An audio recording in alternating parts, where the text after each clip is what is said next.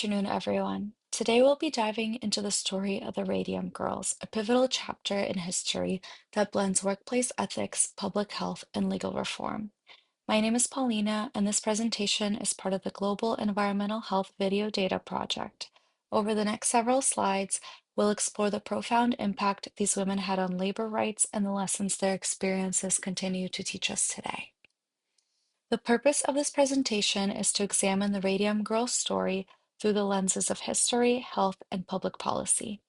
Our main objectives are to understand the working conditions and health impacts experienced by the Radium Girls, explore the legal battles that set important precedents for workplace safety, and analyze the data behind their story to connect it to the broader public health and labor law reforms.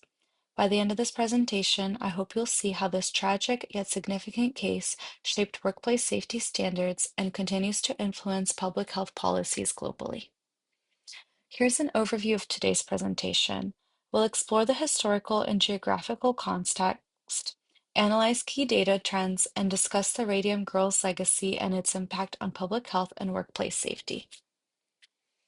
Radium, discovered in 1898 by Mary and Pierre Curie, was celebrated for its glow and marketed as a miracle substance. Companies like the U.S. Radium Corporation used its luminous paints, hiring young women to paint dials during World War I. Workers used the lip pointing technique to refine their brushes, unknowingly ingesting toxic radium. Despite early signs of trouble, like Molly May's tragic death in 1922, the first radium death, the company dismissed health risks and falsified reports, blaming other causes like syphilis. The negligence paved the way for widespread health impacts.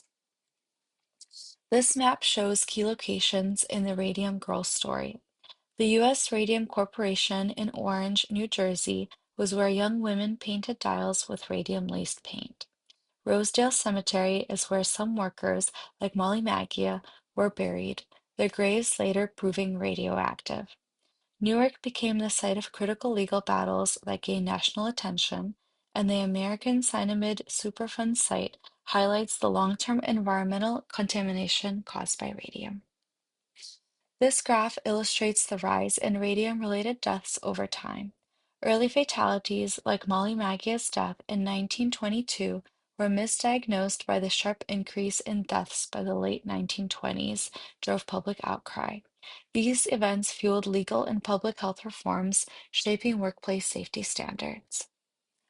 This bar graph highlights the growing toll of radium-related deaths over time.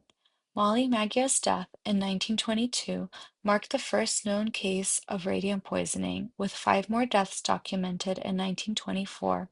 By 1927, as lawsuits emerged, the death toll had reached 10, drawing public attention. By 1931, confirmed deaths rose to 23, underscoring the severe long-term impacts of radium exposure. These numbers revealed not only the delayed health consequences, but also the urgency behind the Radium Girls' fight for justice and workplace reform. Radium exposure led to severe health issues, including jaw necrosis, anemia, and bone fractures. This bar graph shows how many workers were affected, highlighting the scale of the tragedy.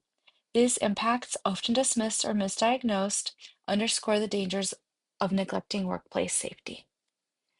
The lawsuits filed by the Radium Girls exposed corporate negligence and led to landmark legal precedents. These cases were pivotal in establishing workplace safety regulations, influencing policies like OSHA decades later. The Radium Girl story shows the devastating costs of ignoring workplace safety. The data we reviewed highlights their impacts on public health and labor laws, reminding us of the importance of accountability in protecting future generations. Thank you.